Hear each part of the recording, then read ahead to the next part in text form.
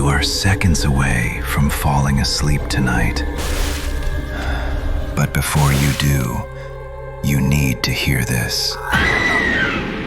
There is something that visits people in the space between waking and dreaming. A shadow that doesn't move until your breathing slows. And last night, it opened its eyes. It knew the exact second I drifted off. I hadn't slept in 2 days. Nightmares kept dragging me awake like hands around my throat. So I tried a sleep tracker app. Bad idea. The app recorded something whispering at 3:12 a.m. A voice behind my ear. It said, "Not yet. Don't sleep yet." The next night, sleep hit me like a fall. My body froze. My eyes refused to open. Something sat on my chest.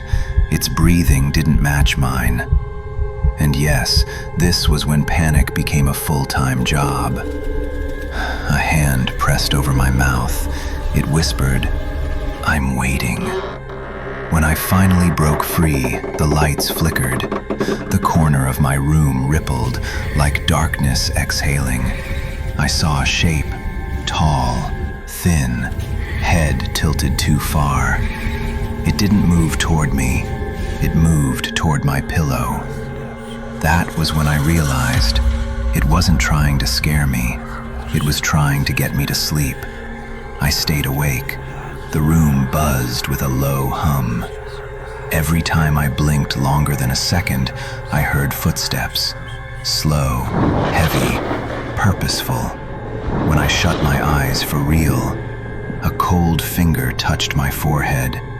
It said, "There you are." I slipped into sleep anyway, except it wasn't a dream. I stood in my own bedroom, except the walls pulsed like lungs. My bed was empty. I was standing beside it. The demon sat on the sheets, waiting for my body to return.